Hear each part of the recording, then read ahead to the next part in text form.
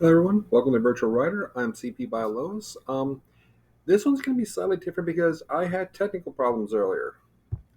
I had it recorded. I wrote the piece, but for whatever reason, the program I'm using decided it didn't want to save it or let me give me a chance to actually save it.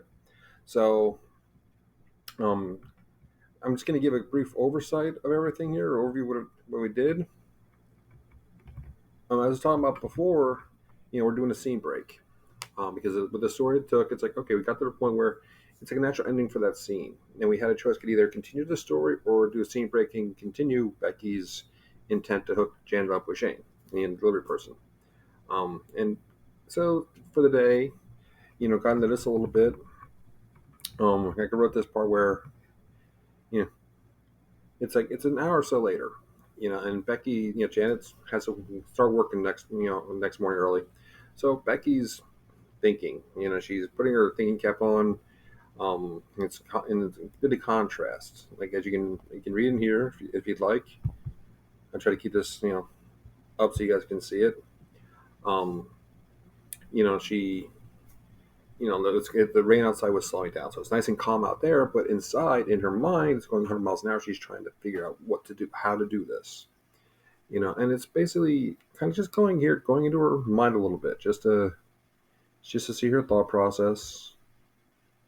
Like I said, I'm just trying to inch down so you guys don't yell at me because I'm going too fast or anything. So it wasn't that long. I did about 400 words, just because of the time frame and things like that. Just worked out. This has been one of those like a slow but busy day, if that makes sense. That's why I'm apologizing now for this being so late. Now I have a second excuse because of the glitch. So so we came down where she came up with a plan. She wants to try to set them up, to quote accidentally set them up. Okay, I actually thought I did this before. Never mind. Um, like I said, like she's thinking, how could she do this? How can and I talked a couple different aspects, like for instance here, for emphasis, like she's shouting, but she's doing like a hiss, yes, like that because she's the one to wake Janet up, the one to serve her. And everyone does it different. Some might just put just italics. Some like myself would just use capitals. Some with capitals with italics, or bold, or all three. Um, I try not to use bold too much for that. It's just my personal thing. It all comes down to our personal preferences. And for me, I don't think because it's all capitals, it doesn't need that emphasis. Again, that's just my thought on it. There's one thing when it comes to writing and editing, a lot of it is subjective. You won't hear that from a lot of people because they want everyone to fit in a little box, makes it easier for them to edit. For myself, I always try to focus on the story. You take a few pages, but get into the author's head, like how they want it done, how they want their style. And I try to do everything I can to, you know, honor that style, to make sure it stays true to them. I'll make the corrections, I'll make the tweaks, I'll make suggestions. But at the end of the day, I leave it up to them if they're going to choose it, if they want it. And that's the thing. It's, because depending on your frame of mind and your mood is, for me anyway, is how I edit. If I'm in just a bad mood, I will put a comment almost everywhere. I will see a pause or place. And I do believe we do have the rules to follow, basic grammar rules, but then the rest is also the style. Like, okay, do we want to pause? Do some people want to pause here? Some people don't want to pause there. And for me, it can be absolutely perfectly grammatically correct, but it doesn't mean it tells a good story because depending on how the story is told, just hammering it down so much, cutting so much out of it to make sure it fits the exact style to match what everyone else in the publishing house wants or whatever, can take the heart from it. Sometimes I've written like this. I've written and I've done my own work where it's been like reading stereo instructions. It doesn't seem the heart, doesn't have the same feel. It's just not feeling alive. And that's something I'm firmly believing because these are our babies. This is our artwork. We're adults, we get to play, yes, but our imaginations are always alive. We get to play with our toys, they're alive. We're writing, it's alive. So for me, that's what this is. This is our chance to play. And and for me, I like to trust my readers. And like I said, I firmly believe that the majority of people are inherently smart. We understand these things. we read it, we can understand a good story. We may not agree, we may not get it, but we can, most of us, do understand what's going on with it. So it's not like it's a, some huge secret or conspiracy or anything like that. So it's, like to trust some readers. Trust people to make up their own minds. They have the information. They can, if they like it, they like it. They don't, they don't. They see the different aspects, not great. And for me, that's what, like my writing likes to do. Like show versus tell. Um, like further up here, like just I can hear it, so you can kind of, like talking about paper trail, how she may have done it before and been caught. And it's like it's a mix. It's a little show, you can tell. I kind of like doing a mix of it because, like I said, if we're talking to each other, like, oh, he's really heartbroken. Oh, this is why. It's almost like a explanation, like a little discussion, internal discussion. And I kind of like just putting that to work. Just my personal take on it.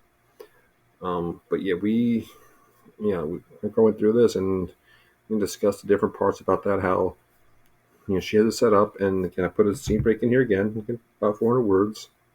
The next segment, what I'm thinking of doing, like I mentioned, this in the other recording that was lost. Go figure. Sorry, I'll stop harping on that. I'm just not good at technology sometimes.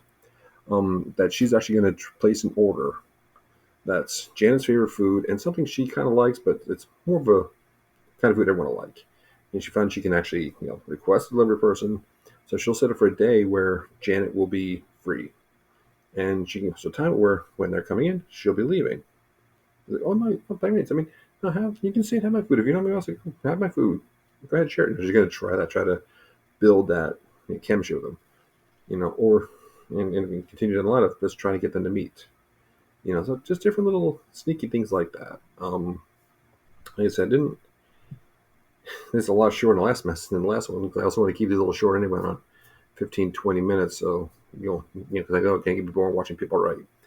But yeah, there's a couple things I talked about there. And like I said, as you can read through this, as I was talking, it's different aspects, different thought processes, and I go through with this, and it's fun. I'm enjoying the story, and it's gonna be fun to see where it goes. Like I said, just delving. This whole section was basically delving into Becky, like in her mindset, how she's obsessive, but she wants to hate.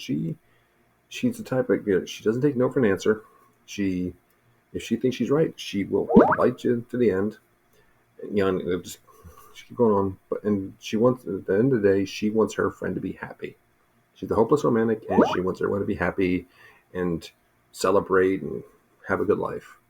So it'll be interesting to see how this all works out. If she succeeds, if she doesn't succeed, because her mentality right now, she's trying to set this up where if this works, great. Hey, I had a hand in it. You're welcome.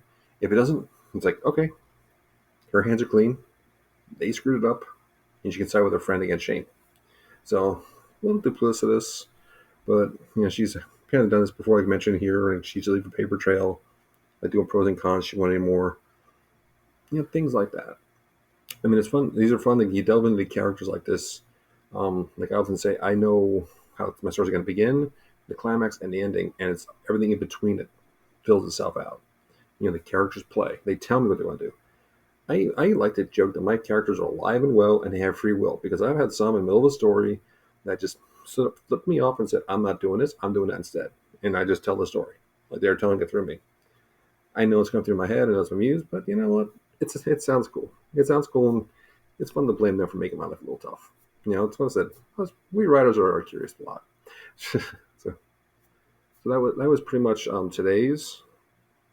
Again, I'm sorry for the shortness of this video. I'm sorry it's just done like that. But I just want to go over it real fast with you guys. If you want, by all means, take your time, read through it. If you have any questions, please questions, comments, suggestions, and please let me know in the comments. And I just want to thank you for taking time out of your day to join me with this. This is a lot of fun. I love sharing my thought process and ideas. If you could please like, share, and subscribe. I greatly appreciate it. And until next week. Oh, actually, let me save this. There we go. Don't want to not save it. Until next week, everyone. Have a great day and a great week, and let your imagination fly. Have a great one.